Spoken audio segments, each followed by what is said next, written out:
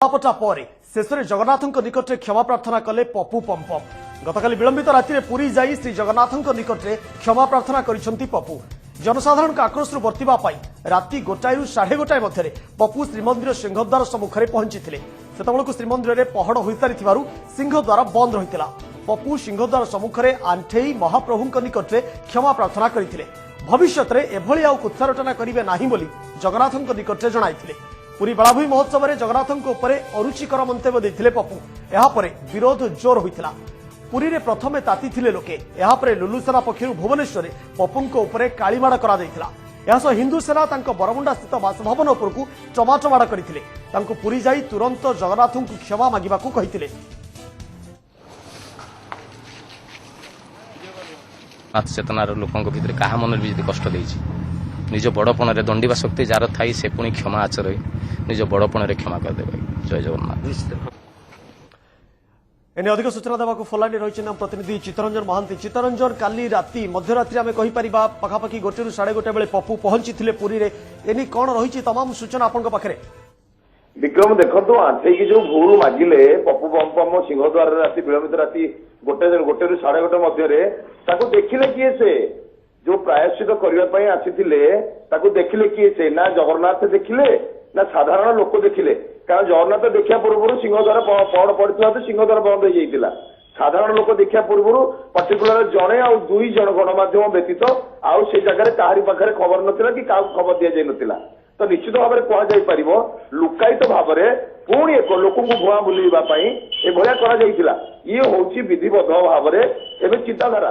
किंतु प्रकृत जो पर्यंत पप्पू पम्पम उचित माने सर्वसाधारण आगे दिन 2 प्रहर एठी आंठेक बहुल न मागी से पर्यटन लोक आक्रोश थमी कहीं पप्पू राति गले दिन में गले हुए तो पप्पू को भय लगी मत पुणी थे जोरदार विरोध कर सीधा सड़क पप्पू सहित कथा होते पप्पू प्रतिक्रिया नहीं कौन रही देखो पप्पू प्रतिक्रिया जदि आम जानापी चाहिए बोध हुए से जाना निश्चित भाव में राति 1:30 आसी न लुकायित भाव में राति 1:30 लुचि लुचि आसती चोर। तो चोर भली से आसिक जगन्नाथ पाखे क्षमा प्रार्थना मागी साधारण बर्तमान चर्चा चली।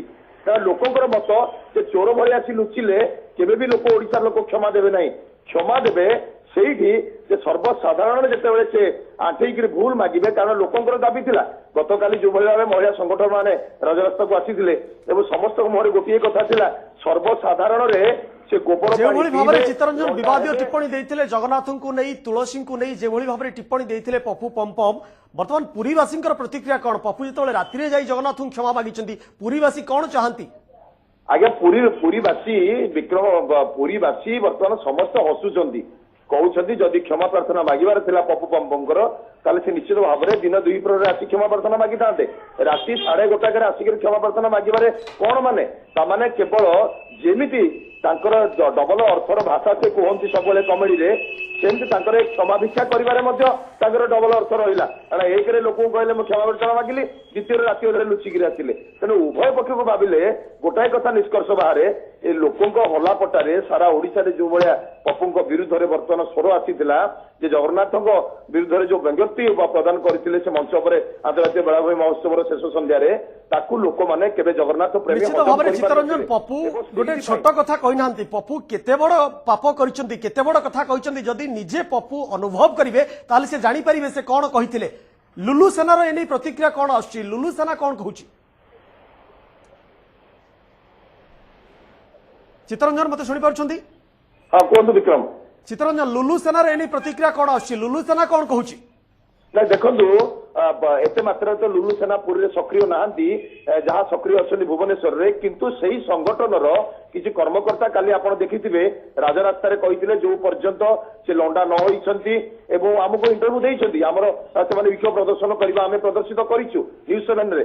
तेणु से गोटाए दाबी से सर्वसाधारण दिन 2 प्रहर आसवे गोबर पानी पीबे लंडा हे अरुण स्तंभ पाखे आंठेकी क्षमा प्रार्थना करेंगे और प्रायश्चित मुक्ति मंडप ब्राह्मण पाखक जी से दान दक्षिणा दे पाखे कान धरी प्रायश्चित भिक्षा करेंगे तापर जाकि क्षमा मिल जापर ये हूँ पापर प्रायश्चित बोली लुलु सेना कहते।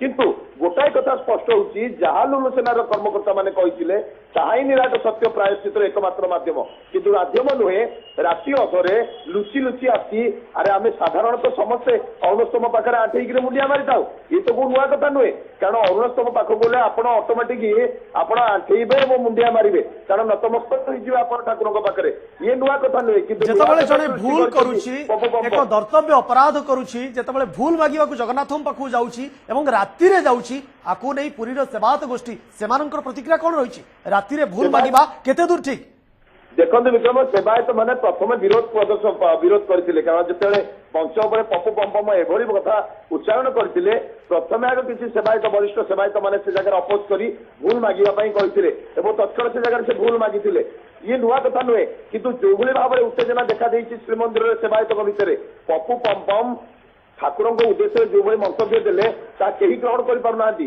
ସେବାୟତ ତ ସେବକ ସେ ତ ତା ନିଶ୍ଚିତ ତା ଦେହରେ ଏ ଆଘାତ ଲାଗିବ କିନ୍ତୁ ଯୋଉମାନେ ଜଗନ୍ନାଥ ପ୍ରେମୀ ସାରା ଓଡିଶାର ଲୋକମାନେ ମହିଳାମାନେ ଯୋଉଭଳି ଭାବରେ ପ୍ରଦର୍ଶନ ବିରୋଧ ପ୍ରଦର୍ଶନ କରିଥିଲେ କେହି ବି ପପୁଙ୍କ ମନ୍ତବ୍ୟକୁ ଗ୍ରହଣ କରିପାରୁନଥିବା ବେଳେ ବର୍ତ୍ତମାନ ପ୍ରଶ୍ନ ଉଠିଲାଣି ପପୁଙ୍କ କ୍ଷମା ପ୍ରାର୍ଥନାକୁ ମଧ୍ୟ କେହି ଗ୍ରହଣ କରିପାରୁନାହାନ୍ତି ପରବର୍ତ୍ତୀ ସମୟରେ ଜଣାପଡ଼ିବ ପପୁ ଯେଭଳି ଢଙ୍ଗରେ ରାତି ଅଧିଆ ଯାଇ ଜଗନ୍ନାଥଙ୍କୁ କ୍ଷମା ମାଗିଛନ୍ତି ଜଗନ୍ନାଥ ପ୍ରେମୀ ଆକୁ କିଭଳି ଭାବରେ ଗ୍ରହଣ କରୁଛନ୍ତି ବହୁତ ବହୁତ ଧନ୍ୟବାଦ ଚିତ୍ତରଞ୍ଜନ ଆପଣଙ୍କ ଅଧିକ ସୂଚନା ପାଇଁ।